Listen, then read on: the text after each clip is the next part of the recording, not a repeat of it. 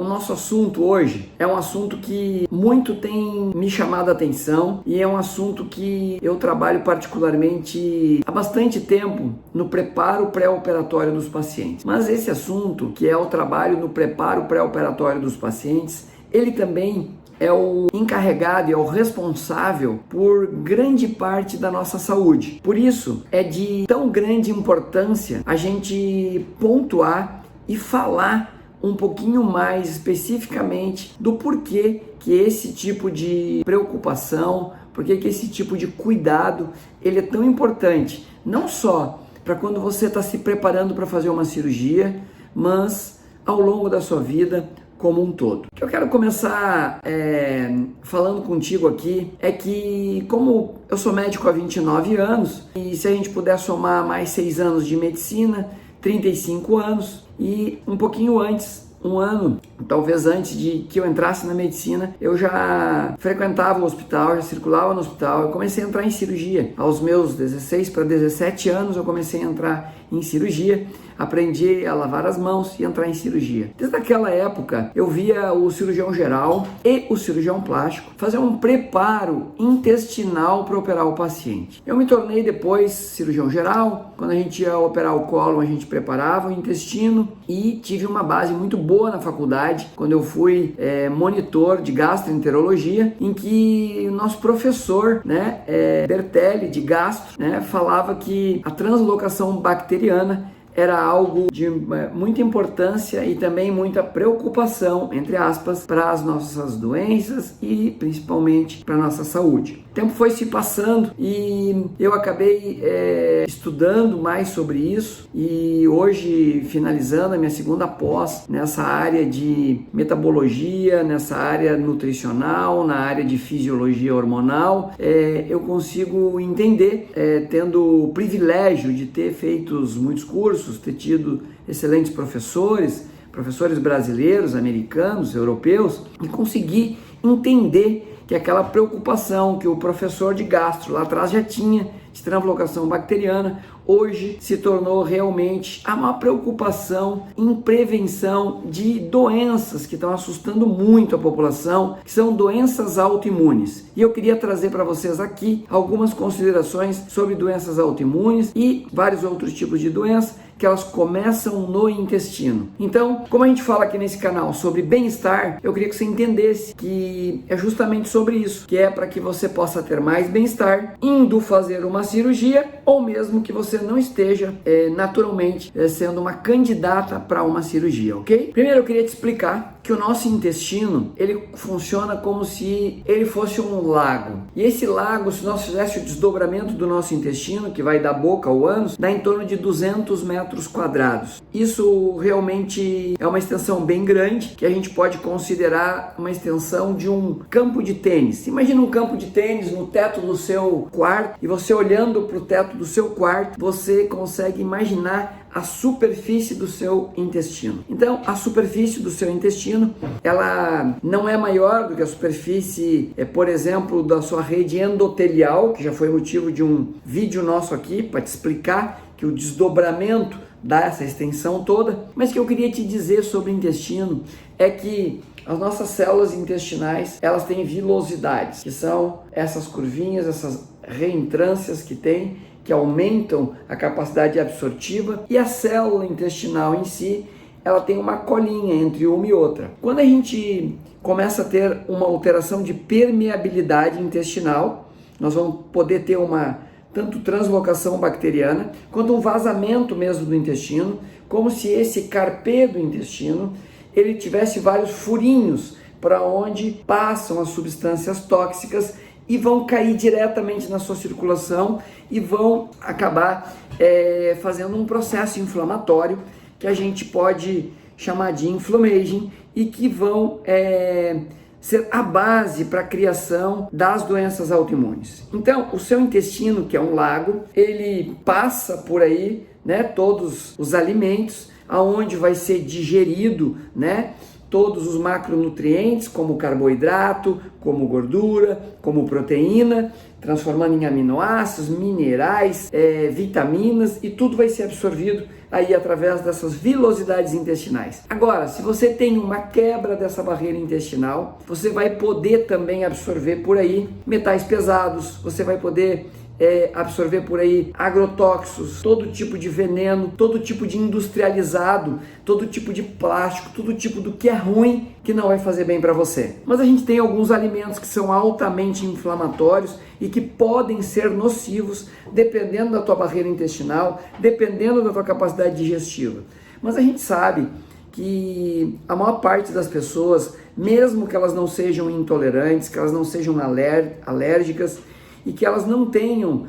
nenhum problema maior, né, como tem os celíacos, essas pessoas elas já vão sofrer uma agressão do seu epitélio intestinal pelo glúten. E o nosso trigo, maior responsável por isso, que tem uma quantidade de glúten muito grande, ele diretamente vai influenciar sobre a lesão dessa parede intestinal, que muitas vezes ele lesa e por aí entram metais pesados, substâncias tóxicas, né, e substâncias industrializadas para cair na corrente sanguínea e que vão vir a te fazer muito mal. Porque o que acontece fisiopatologicamente nesses casos? O que acontece é que alguns alimentos que nós chamamos de alimentos inflamatórios, né, que nós conhecemos que o glúten é o principal deles, mas a gente pode ter aí também os lácteos, né? Não só pela lactose, mas pelas proteínas dos lácteos, óleos de cozinha, eles penetram por esse intestino permeável, como se fosse esse carpê furado, né? Ou uma gaze furada, onde se torna mais permeável, e eles vão cair diretamente na sua circulação, como que se fossem alimentar, como se fosse palha ou álcool para alimentar esse fogo e vira um fogaréu no seu intestino e realmente pega fogo. E esse fogaréu a gente dá o nome de inflammation, é um processo inflamatório que vai formar uma doença no intestino que a gente chama de leak gut syndrome. É a quebra da barreira intestinal, porque a gente vai perdendo o muco, que é um muco protetor da parede intestinal, e por aí vão penetrando substâncias que caem na circulação e vão ativar uma cadeia inflamatória, uma cascata inflamatória, que vai fazer com que a gente possa ter uma abertura para essas doenças autoimunes. É claro, meus queridos pacientes, que a gente precisa ter isso é um gatilho, e nós precisamos ter uma tendência a desenvolver essas doenças autoimunes, que geralmente estão ligadas aos nossos genes. E se os nossos genes eles tiverem alguma pequena alteração, esses produtos eles vão destruindo, né? Como se fosse o cadarço dos nossos genes, que chama-se telômero, abre o gene e o paciente vem desenvolver uma dessas doenças autoimunes, que as mais conhecidas das doenças autoimunes, elas são Hashimoto, que é um problema na tireoide, e depois vem artrite reumatoide, problemas nas articulações, vários tipos de colagenases, problemas de flacidez na pele, que inclui isso também, assim como o lúpus eritematoso sistêmico, que é sistêmico, né? São vários problemas, entre outros. E também a gente sabe que esses elementos vão te levar nas doenças inflamatórias como pressão alta, doenças cardiovasculares como infarto, AVC, aumento do índice de Alzheimer. Então, isso tudo, né, acaba entrando no mesmo pacote, né, de doença inflamatória, que tudo começa pelo intestino. Mas eu vou te explicar agora o que acontece de pior e por que também acomete o cérebro. Essas doenças sistêmicas, então, que elas vão levar a um adoecimento do ser humano como um todo, né? Elas então começam no intestino, como o intestino fosse um grande lago, e a transferência de muitos estímulos a partir do intestino, que vão ser através de sinalizadores, e na grande maior parte são os nossos hormônios e os nossos neurotransmissores, vão correr por um rio, que esse rio é principalmente o nosso nervo vago e todo o nosso sistema circulatório, e vão cair no cérebro. O nosso cérebro tem uma outra barreira lá, chama-se barreira hematoencefálica. Tudo aquilo que caiu na circulação e era ruim e inflamou o intestino e levou a algumas doenças sistêmicas gerais no corpo, podem levar também a doenças inflamatórias cerebrais, como AVC, como Alzheimer, entre outras. Então, meus senhores, meus pacientes amados e queridos, o que eu queria chamar a atenção para vocês é que a porta de entrada que é a boca, que só nós controlamos, é o nosso maior meio de entrada de substâncias nocivas para o nosso corpo em relação a processos inflamatórios. Então, o responsável por isso é a nossa mão, porque é através do nosso garfo que nós colocamos o alimento na boca e nos tornamos indivíduos que vão verdadeiramente para uma rota de colisão. E essa rota de colisão que a gente ruma é para um fogaréu, é por uma fogueira muito grande e que ninguém quer estar nessa fogueira, porque esse lugar de fogueira e esse lugar de fogo e esse lugar dessa batalha que lembra coisas que eu não quero nem citar aqui, não tem nada a ver com aquilo que nós tratamos nesse canal, que é sim sobre medicina da saúde, que é falar a respeito de vitalidade, energia e saúde. Então, o que eu quero trazer para você, que é essa minha luta, eu diria, essa minha repetição com você aqui, para que você respire ar puro, para que você ande descalço, para que você pegue sol na palma da mão, para que você tome pelo menos 2,5 litros de água, é para que você consiga equilibrar e para que você aprenda a não ficar jogando palha ou álcool na tua circulação, nesse fogaréu que pode partir do seu intestino para que você tenha qualquer tipo de adoecimento. E assim, existem biomarcadores de saúde que a gente mede na bioquímica do sangue para que a gente possa avaliar se você já tem uma tendência ou se você já está num adoecimento para a doença autoimune. Pode ser que você ainda não desenvolveu, pode ser que você não diagnosticou, mas há tempo para que você consiga segurar isso. Então, 100% dos meus pacientes, 100% do paciente que vai realizar a cirurgia recebe uma orientação, sim, uma orientação nutricional e uma orientação de saúde, para que esse paciente ele fique menos inflamado para a cirurgia. Toda cirurgia é um processo inflamatório. Quando eu diminuo aquilo que eu coloco pela minha boca, aquilo que eu já sei que me inflama, eu vou estar menos inflamado, vou ter uma cicatrização melhor, vou ter uma recuperação melhor, vou ter mais vitalidade e mais energia. Porque, obviamente, há um desgaste em todo o processo cirúrgico, mas se você estiver bem preparado, eu posso sim te ajudar muito melhor. Então, dentro desse nosso protocolo de cuidado, de atendimento, não tem só eu que vou te ver como médico, mas a nutricionista que vai te dar todas as orientações, mas nós temos sim todo o acompanhamento que você vai receber também no pós-operatório, que esse acompanhamento funciona dentro da nossa metodologia. Você recebe visita da enfermeira, da fisioterapeuta e você é monitorada em relação ao seu processo inflamatório. Porque durante o teu preparo, durante a jornada aqui na clínica, essa experiência que você vive aqui comigo,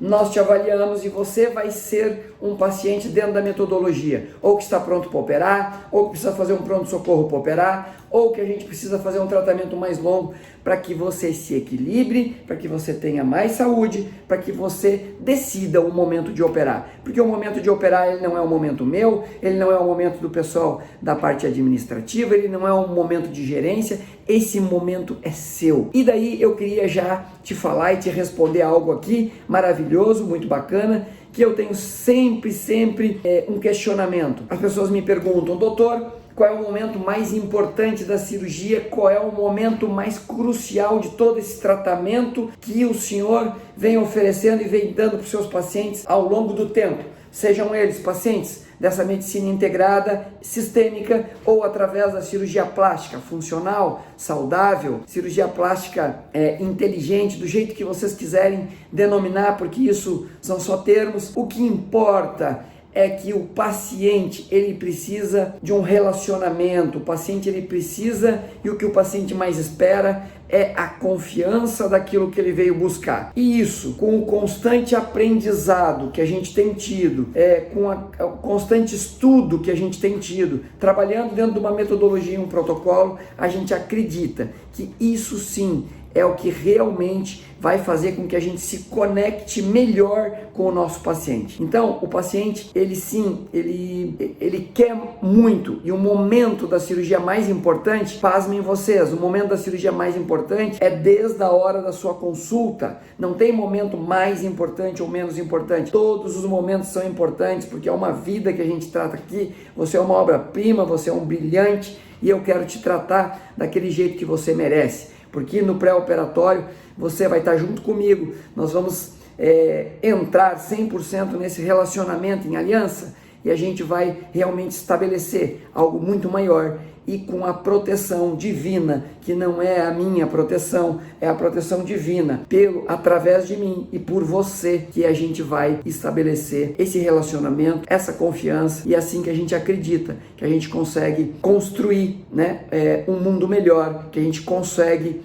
trazer para as pessoas um pouquinho mais daquilo que a gente vivencia, daquilo mais que a gente já vivenciou nesses 29 anos de medicina e que a gente realmente tem muito prazer em entregar para vocês aqui. Então, isso tudo eu chamo que é além da cirurgia plástica. Então, além da cirurgia plástica, é isso, né, que a gente faz antes da cirurgia plástica e depois da cirurgia plástica, porque você é um ser humano que merece todo o meu respeito. Que você tenha uma excelente semana, que você possa ter aprendido alguma coisa sobre intestino e que